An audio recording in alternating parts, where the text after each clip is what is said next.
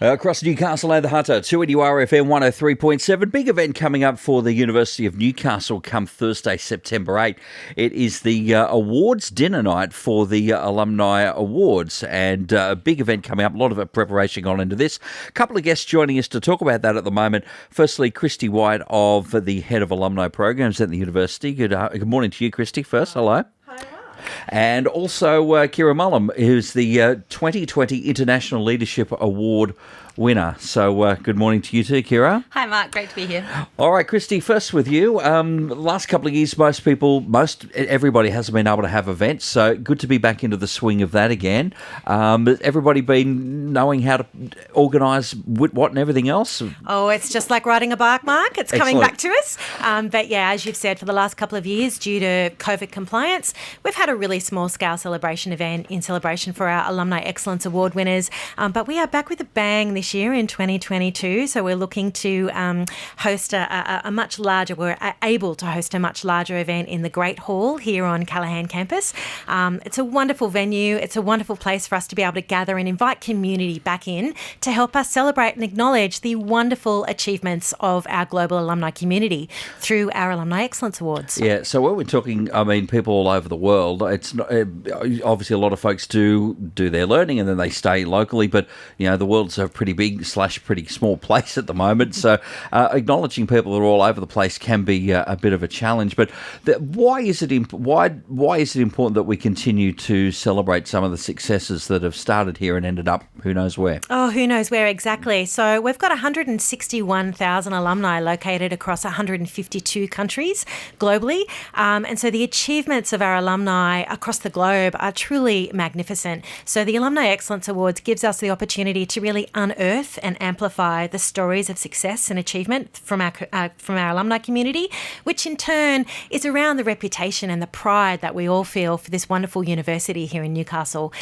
where we hit above our weight. Our alumni community members are doing amazing things out in their own communities, locally, nationally and globally. So it's our opportunity to celebrate them. Now, Kira, you were an award winner in 2020. I know most people don't go into any field of endeavour to be rewarded, but it is nice to be though, isn't it? It was, Mark. It was incredibly humbling and really exciting. It also came at a really important time for me. At the time I was in the United States. I was one of the Australian expats that was overseas living and working when COVID hit, and so feeling quite disconnected from the community back here. And so to reconnect with the university and the alumni program through being recognised for this award just meant so much to me. It would have meant a lot at any time, but during that time when I was so disconnected on the other side of the world, away from friends and family and the uni, it just really brought me back to this community. And I'm really excited now to have moved back to Australia and be reconnecting with the schools at the uni that I went through and the programs, and looking at how I can become more actively involved in life at the University of Newcastle again, which is great. All right, International Leadership Award,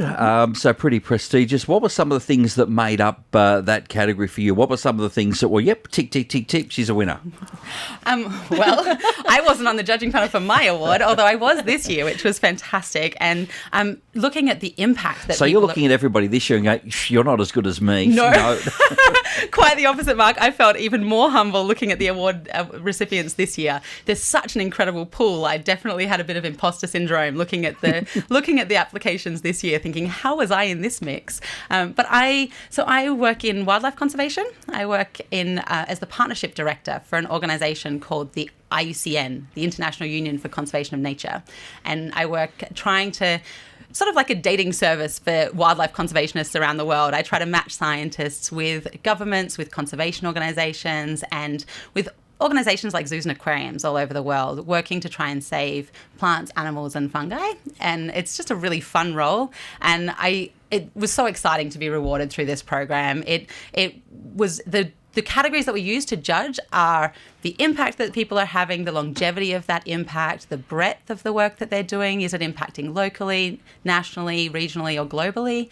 And so to have my work recognised globally was huge for me. Are a lot of the similar challenges that we probably hear here, a lot of similar discussions happening in different parts of the world, or are there different challenges depending on where you are that you've found? With wildlife conservation? Yeah. A little bit of both. I mean, we saw the State of the Environment report come out here in Australia a few weeks ago. Sad to say that in terms of nature conservation, we're really not at the top of the pack. We're probably at the other end, actually. We're winning in terms of the number of species that have gone extinct in this country. More mammal species have gone extinct in Australia than any other country on Earth. And we're the only country that's a developed country, recognised as a developed country, that's on the deforestation list. So we do have some pretty big challenges here in Australia, but I'm really excited with the current discussion coming out of government. I think there's a lot of really amazing skills here, and the Conservation and Science unit here at Newcastle Uni is doing fantastic work for threatened species.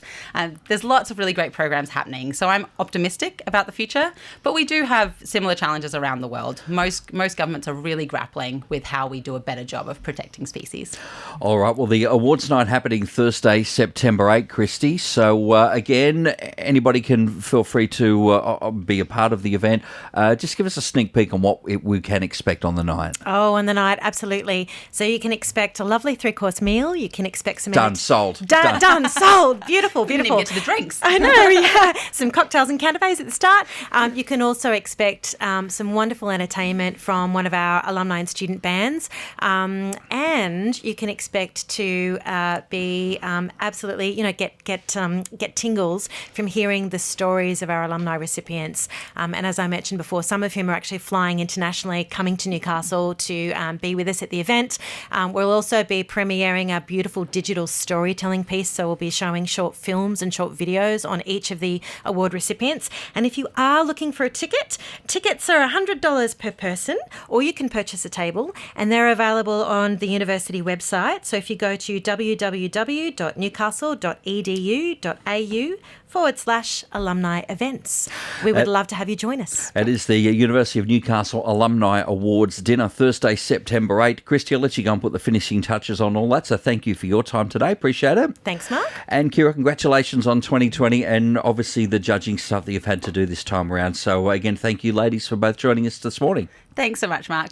My pleasure. 2NURFM 103.7. A broadcast service of the University of Newcastle.